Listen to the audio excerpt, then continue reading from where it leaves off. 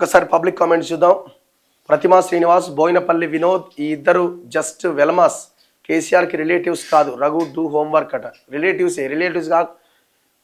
Relatives కాకుంటే ఏమవుతారు వాళ్ళు? మరి మీరు చెప్పండి. రిలేటివ్సే వాళ్ళు, డౌట్ ఏం లేదల్లా.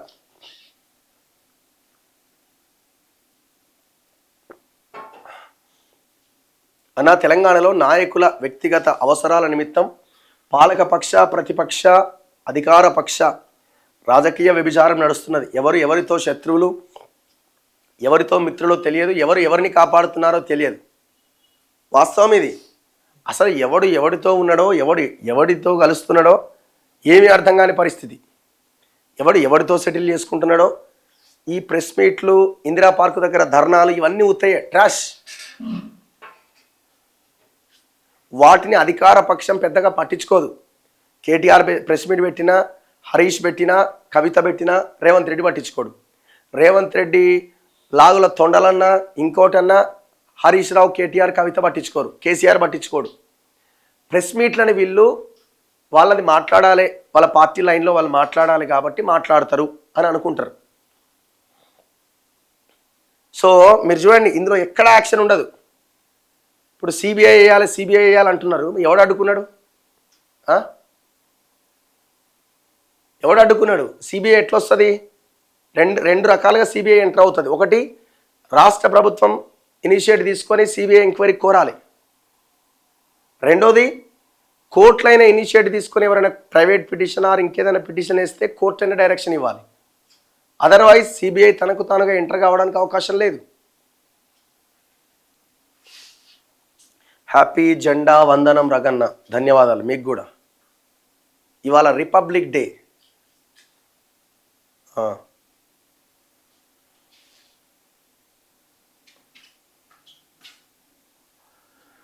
రగన్న ప్లీజ్ దయచేసి వరాలకు కొట్టే గడ్డి మందులు బ్యాన్ చేయమనండి. ఎందుకంటే 3 రోజుల క్రితం జర్నలిస్ట్ శ్రీనివాస్ గారు కుటుంబ సమస్యల అప్పుల బాధతో సూసైడ్ చేసుకోవడం జరిగింది. కొన్ని దేశాల్లో దాన్ని నిషేధించారు ఎప్పుడో.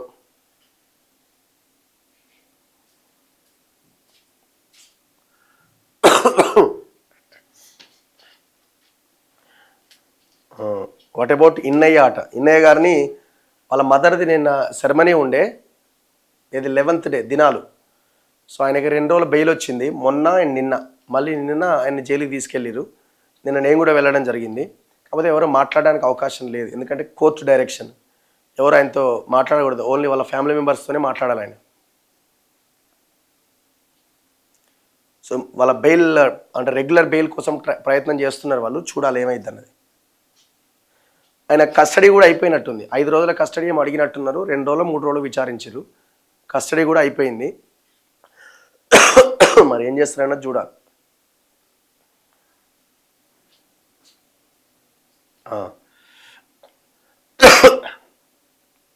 7 నెలల నుంచి ఆయుష్ డిపార్ట్మెంట్లో పీటీఎస్లకు జీతాలు వస్తలేవట.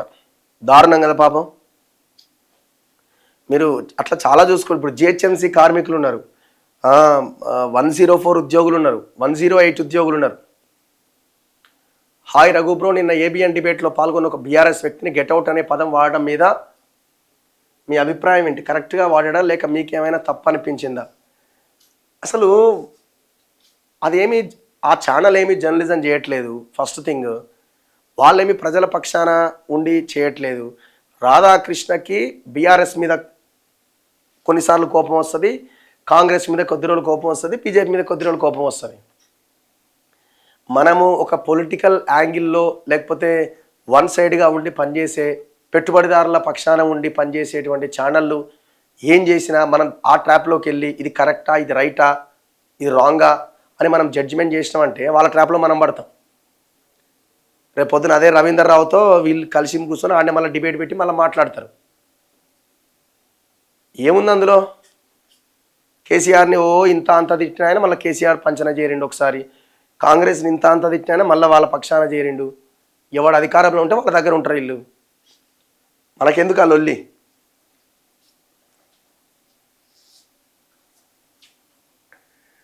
ఇప్పుడు రాధాకృష్ణ ఎందుకు ఆ స్టోరీ రాసిండు? ఏది దాది? ఆయనకు సంబంధించిన వాళ్ళకి ఎవరికో అది రాలేదు, లేకపోతే రాని వాళ్ళు ఎవరైనా ఇన్ఫ్లుయెన్స్ చేసి ఉండాలి. అందులో భాగంగా సింగరేణి కోల్ స్కామ్కి సంబంధించిన అది వచ్చింది. నేను అడుగుతున్న రాధాకృష్ణని, వెస్టర్న్ కన్స్ట్రక్షన్ సంబంధించిన స్టోరీ రాసిండు కథనం గతంలో, 1000 కోట్ల కుంభకోణం అని. మనం ఇంకా స్టోరీని ఫాలోఅప్ చేస్తూనే ఉన్నాం. మరి ఒక్కరోజు స్టోరీ రాసినాం, మరి తెల్లారు ఇంకా మళ్ళీ గయాప్ కదా, మళ్ళీ రాలేదే. ఫాలోఅప్ ఏది? పుప్పాలగూడలో రంజిత్ రెడ్డి, ఇప్పుడు కాంగ్రెస్, గతంలో బీఆర్ఎస్ చేవెళ్ళ మాజీ ఎంపీ, దాదాపు 30,000 కోట్ల రూపాయల కుంభకోణం అది. 30 ఎకరాల భూమి, 30,000 కోట్ల బిజినెస్ చేస్తున్నాడు. అందులో ఎకరం 170 కోట్లు అమ్ముడుపోయిన రాయదుర్గ్ దానికి పక్కనే ఉన్న ఏరియా అది. మరి ఏమైంది నీ ఫాలోఅప్ స్టోరీ దాని మీద?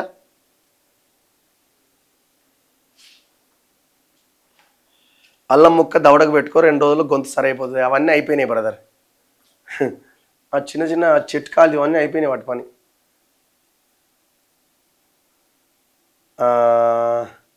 Revanth Reddy is a political puppet, step son of Andhra chief minister Chandrababu Naidu అట.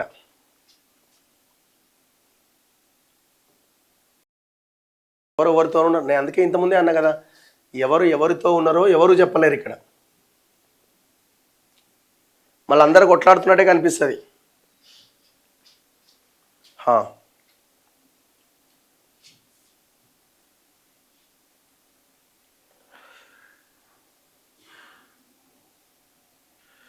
సార్, గురుకుల టీచర్స్ ప్రాబ్లమ్స్ ఆకునూరు మురళీ గారి దృష్టికి తీసుకెళ్ళండి. నేను కాదు బ్రదర్ తీసుకెళ్లాల్సింది, మీరందరూ కలిసి ఆయన ఉన్న ఆఫీస్ దగ్గరికి వెళ్ళి ఆయన దృష్టికి తీసుకెళ్లే ప్రయత్నం చేయండి. నేను ఇక్కడ మాట్లాడితే ఆయన చూడాలి కదా. మీరు డైరెక్ట్గా వెళ్ళి ఒక రిక్వెస్ట్ లెటర్ ఇవ్వండి.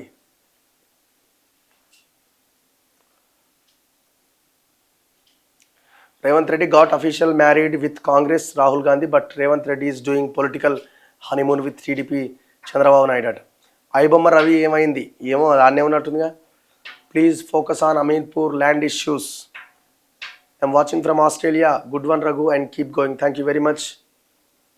మన యాప చెట్టు ఎండిపోతున్నది. యాప చెట్టుకి ఒక రకమైన వైరస్ తగిలింది. అది ఇది లాస్ట్ 2020-21లో కూడా ఈ పరిస్థితి వచ్చింది.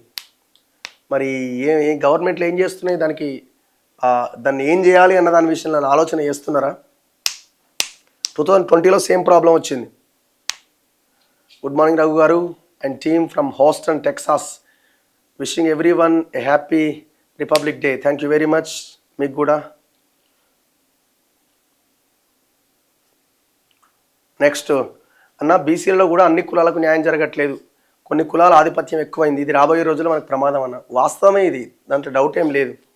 ఇప్పుడు ఈ బీసీల్లో కూడా ఒక 3-4 కులాలు మాత్రమే రాజకీయంగా కొంత ముందున్నాయి, మిగతావన్నీ కూడా వెనక్కే ఉన్నాయి. ఎంబీసీలో అయితే ఇంకా చాలా దారుణంగా ఉన్నది.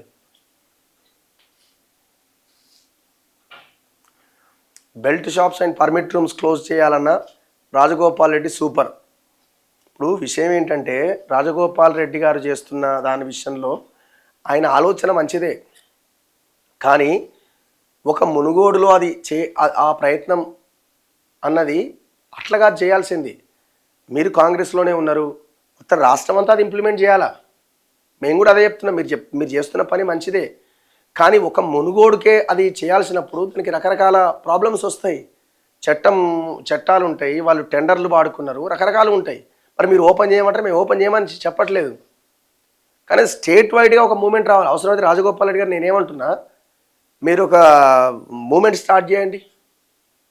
మునుగోడు ఎమ్మెల్యేగా బెల్ట్ షాప్ల కోసం మీద, పర్మిట్ రూమ్ల మీద, తెలంగాణలో విచ్చలవిడిగా మద్యం దాని మీద రాష్ట్ర వ్యాప్తంగా ఒక టూర్ ప్లాన్ చేసుకోండి, ప్రజా ఉద్యమాన్ని నిర్మించండి, చాలా అద్భుతంగా ఉంటుంది. ఇప్పుడు అది ఏమైపోయింది, పక్క మండలంలో పక్క నియోజకవర్గంలో చేస్తలేరా, మాకే వచ్చిందా, మేము 2 కోట్లు పెడితేవి, ₹1 కోటి పెడితేవి అని వాళ్ళ బాధ వాళ్ళది.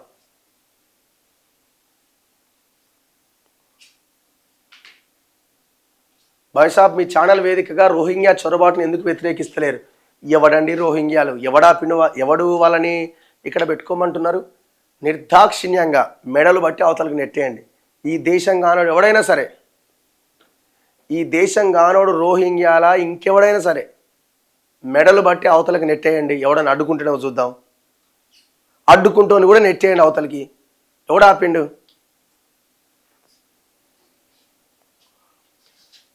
అక్రిడేషన్ జర్నలిస్టులు మాత్రమే వాహనాలపైన ప్రెస్ ఉపయోగించాలని తెలంగాణ సమాచార పౌర సంబంధాల శాఖ కమిషన్ మెమో జారీ చేసిందట.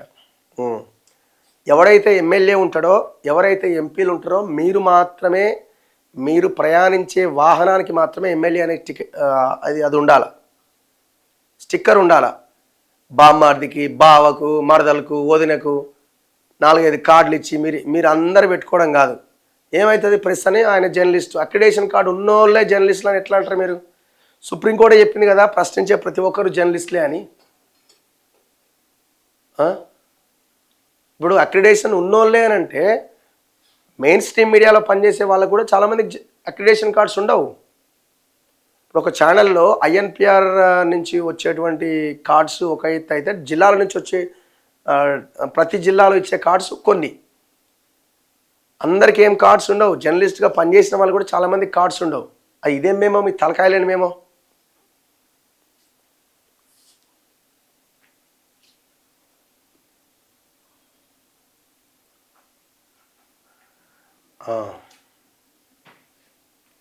ఇది అందానికి కోరిక ఎక్కువ, అలాగే ఈ గవర్నమెంట్కు ఆపేక్ష ఎక్కువ. ఇది ఎన్ని రోజులున్నా సామాన్య ప్రజానికాలకి ఇబ్బందులు తప్పవు బ్రో. వాజ్ హిడెన్ బై మన తొలి వెలుగట. ఏంది హిడెన్? ఏంది ఏం పెట్టిండు? ఓకే. సోషల్ మీడియా ఛానల్స్కి సపోర్ట్ చేయండి అన్న, న్యూస్ పేపర్స్కి న్యూస్ రావట్లేదు అన్న. అన్ఎంప్లాయ్మెంట్ గురించి మాట్లాడండి. We are facing lot of problems. మాట్లాడుతూనే ఏమున్నాం. Tellapur Narayanarao layout survey number 325, 326 భూముల గురించి మాట్లాడండి. అందులో భూమి కొని రిజిస్ట్రేషన్ చేసుకుని అనుభవించడానికి దిక్కు లేదు. హైకోర్టు, సుప్రీంకోర్టులో కూడా కొన్నవారికి అనుకూలంగా తీర్పులు వస్తలేవా అన్న? నిన్న RBI మన రాష్ట్రం గురించి చెప్పింది.